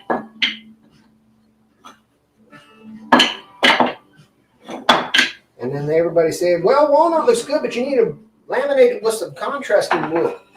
So I found, let me show you, some Asian import knockdown, yeah, stuff you get from the furniture outlet chain. Well, all of it's made in Vietnam or Indonesia or Cambodia or whatever. And I looked under there, and this, I don't have any walnut, but that had a really light color and a pretty straight grain. So I cut some strips out of that and use that as my contrasting wood. I'm sure it burns like it's maple. Then again, I may need to clean my table saw blade. I don't know. So now the idea is, well, that actually worked out by accident. Got 4 of these, 6 walnut.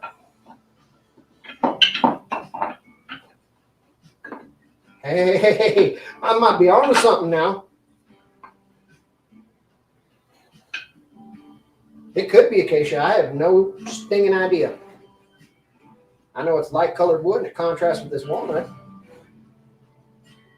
which I think is all I get damn about at the moment. Follow me here.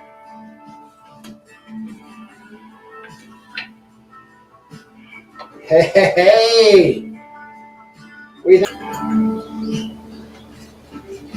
Give me the table too. Wobble with it, wobble with it, wobble with it.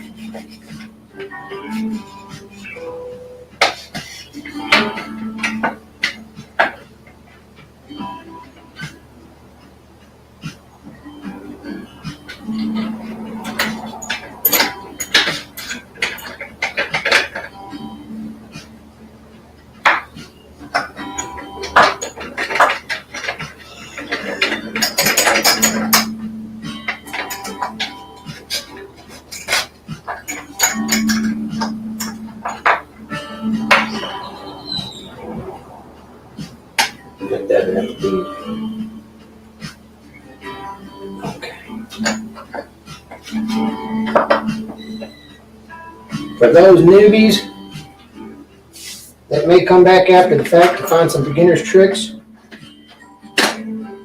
Do not think you got to put a torque wrench or a ratchet on your clamps. It doesn't take that much pressure.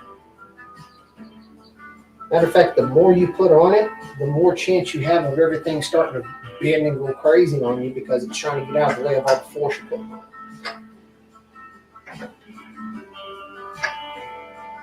I am in West Texas out in the Panhandle out near Lubbock.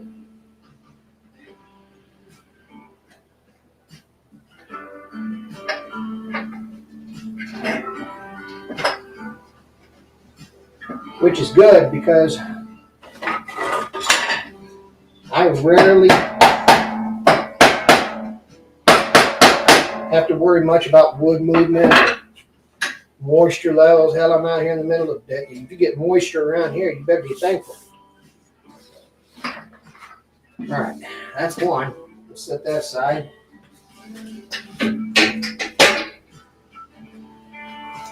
Work on it up.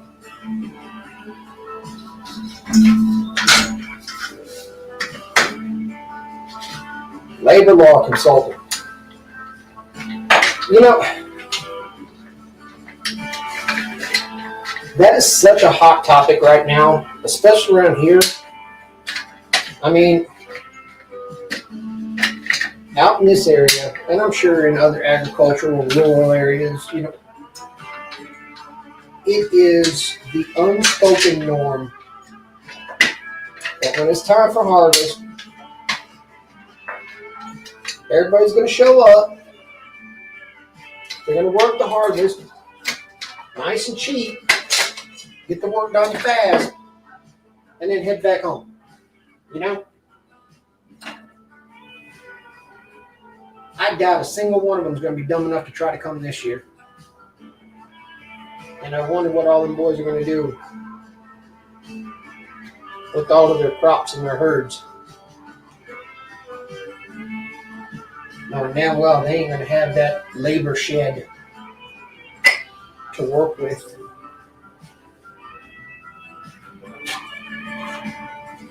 My job is keep them out of trouble and working towards 50. Yep.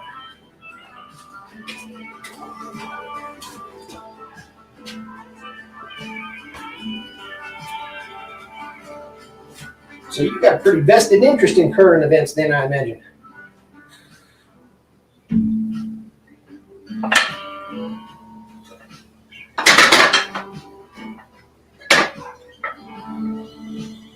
Hi, Carrie. Welcome back.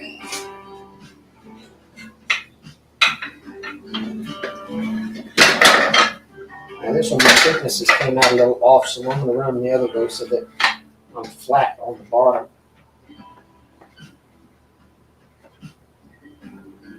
Work in and around the law.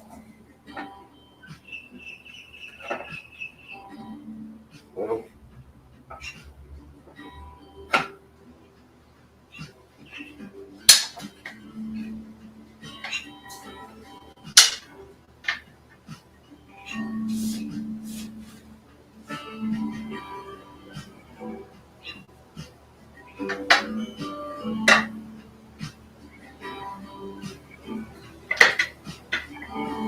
I think it was Seneca who said that at the end of the day, law's only function is the successful interpretation of ethical treatment of people.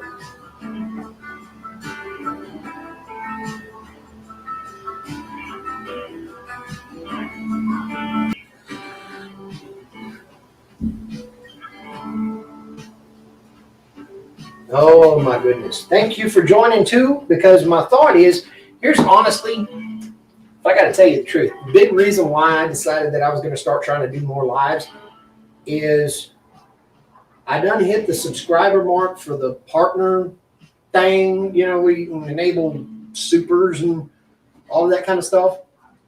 And I figured, okay, let me go apply for it. But then I look and it says I got to have 3,000 hours of watch time. 4,000, I don't remember what the hell it was, something like that. And what that crosscut video, while great, and thank you for watching it if you did, it gave like 1,400 hours or something like that. And I had another 400 or 500 already squirreled away. So I can't, until I get another 1,000 hours or 2,000 or whatever the hell it is, until I get that, I can't enable any of that stuff for memberships and supers and all the stuff, like Daniel does. It'd be really cool to be able to do that, but I got to get live. And apparently, when I look at my analytics, if I do a live, it counts those hours. And for some reason, on some of the videos, it never does. It don't make any damn sense. I don't get it. Like when I post a video, it doesn't count it or whatever.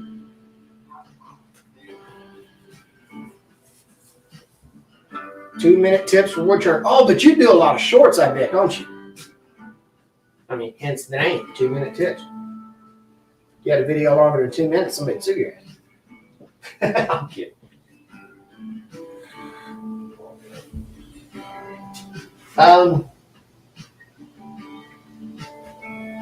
I think I'm gonna hold off for now. What time is it? 3:24. Let me think about what I got going on for the rest of the day. Are any of you guys gonna be live? I'd like to come in and sit in and show you some love. Let me think. It's 3:24. My boy gets out of work at 4. I'm so damn proud of him. Listen, he's 15. Macon Jr. has went and got himself a job.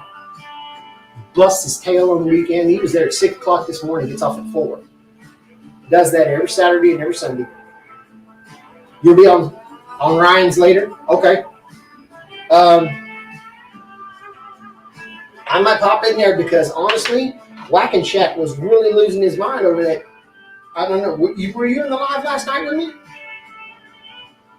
And I had that number 55, and apparently he really liked it. So I don't know. I'm trying to think of some way that if it's going to be more useful to him than to me, I'd much rather it go over there and find a home where it'll be better used. Hell, over here it ain't doing nothing, sitting there on the dead shelf.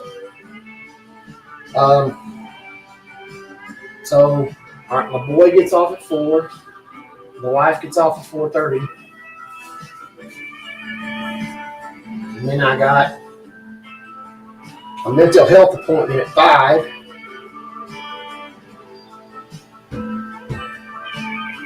So anybody that's on after 6, I'm probably going to spend most of the night just hanging out watching you guys and kind of returning the favor. Spend some time with my boy, absolutely. It seemed like last summer he was out here helping me build his toy box. Now he don't need a toy box anymore, Dad. What I really want Dad is to borrow the car keys. See you later. Can I have them, please?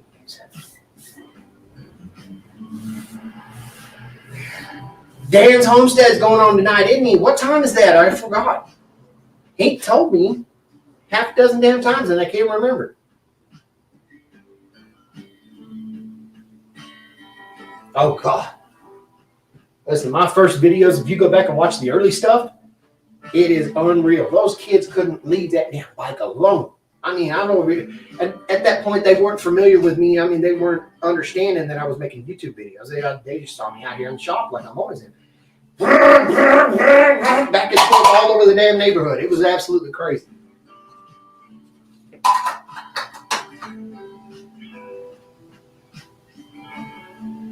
Can you link that guy's channel from last night's live stream?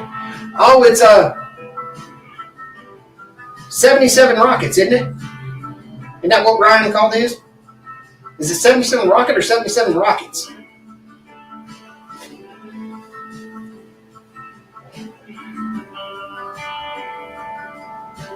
Two-minute turnovers it is. He hadn't scheduled it yet? Yeah, I believe that's what it is. It's 77 Rockets, number 77 Rockets. Yeah, and the Whack and Shack, I think they simulcast it, don't they, on both their channels at the same time? Don't ask me how they'll do that, by the way. I ain't got a clue.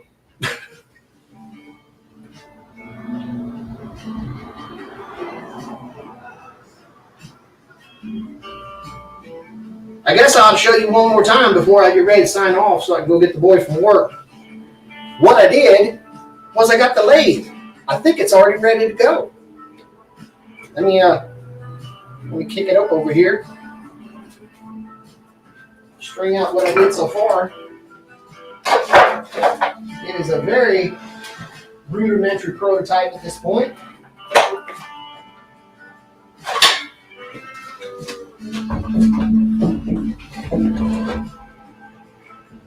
I don't know how y'all can see that. I took the treadmill motor. I got it successfully wired up to the speed controller. I got the speed controller hooked up to the potentiometer. And we got a kill switch wired in.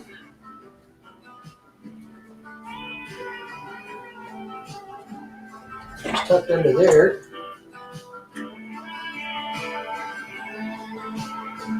Grab a chisel. Check this out, guys. Yes.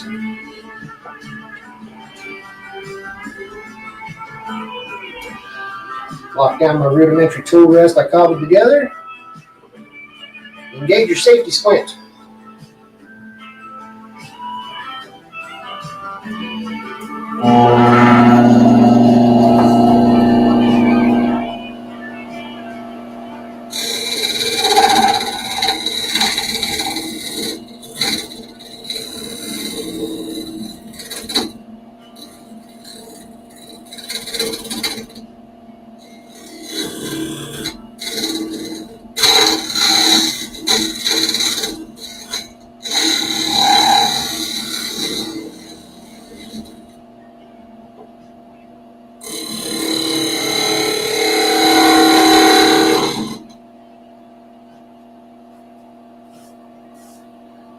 Thanks, Jeff. Appreciate it.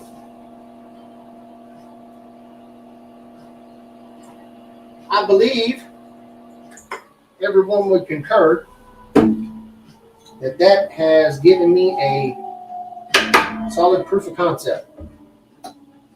What I got to figure out next, and I guess I'll go try to find other Franken lathe, as you like to say it. I got a tool rest, of course, which is cool. And I could attach, back to here, I could attach a faceplate. Yeah, that's a good idea. Put some sanding grit out here on the flywheel. That would definitely be slick. Oh, I wonder if I could incorporate a grinding wheel right there. Hot damn, that'd be smart. Anyway, now I got to work out a tailstock. So that, and then from there I can figure out how to get a center and then get a live center out this way or a spur so that I can actually turn spindles. But at the very least I could screw into this and screw on a faceplate, that quote unquote a faceplate that I can use and at least do surface turning and stuff like that. But next step is to figure out a tailstock and then start stiffening this guy up so that it's pretty rigid as it is, but I'd still like to give it some more torsional strength just in case something goes sideways. As I understand it, typical wood lathes are half horse, 3/4 horse, 1 horsepower. This motor is 2.5. So I have to take that in consideration when I engineer this, that this thing is going to have so much torque behind it. I mean, it may lose a lot of torque because it's really high RPM and it's got the variable speed. But even still, there's a potential that if this thing binds or I get a catch, well, then that sucker could just go absolutely batshit and just be stronger than I could ever imagine. So that's where we stand with the lathe. What do you guys think? Got any input? Jeff, I'd love to hear what you got to say. I mean, obviously your whole channel is centered around turners. So, I mean, where did I go wrong here? What do you think? I mean, of course, I'll build a better tail. This is all just chopped together so that I can prove concept today.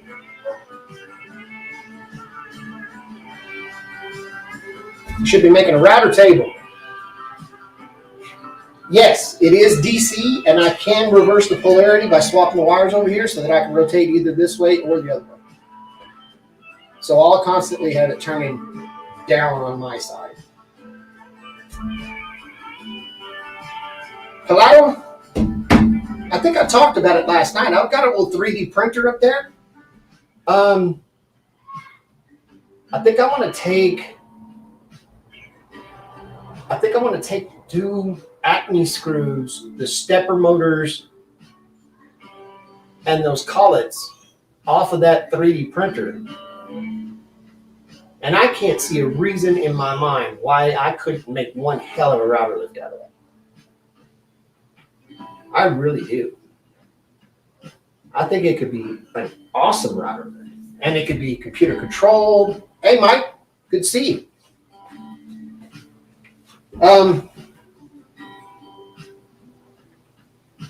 But I've got the kids had an old tablet, like it was an old Galaxy tablet from like 10 years ago, right? Slower than Moses.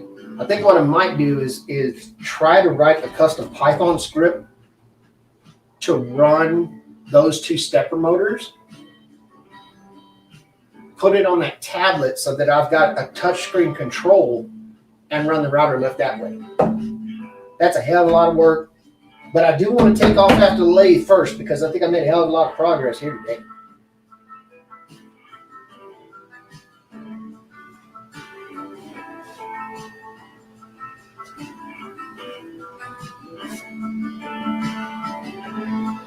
On a completely unrelated note, I got to thank you guys. For all of you that are subscribed, holy hell. I cannot. When I first got into this, there were people that I know that have been running YouTube channels for a long time. I mean, I talked to,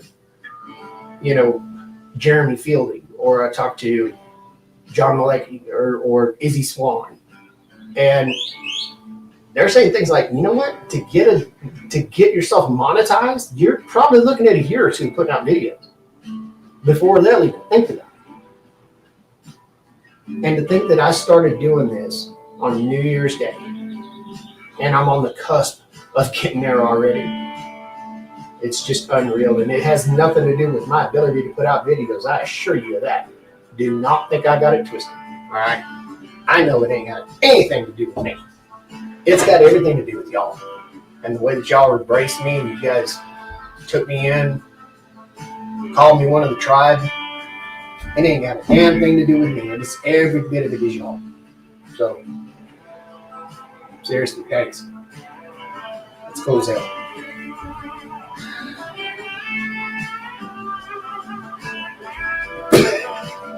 Yes, Pelado, I know. God.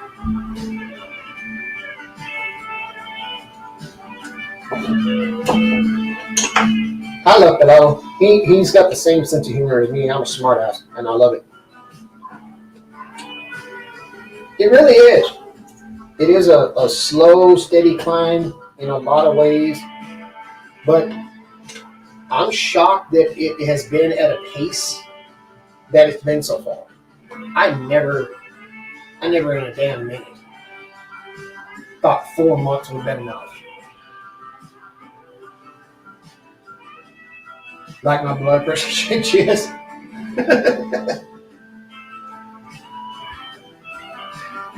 And then it'll go back down like my credit score.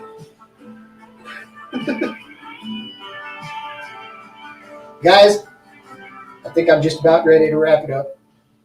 Hey, before we go, my son got me this shirt.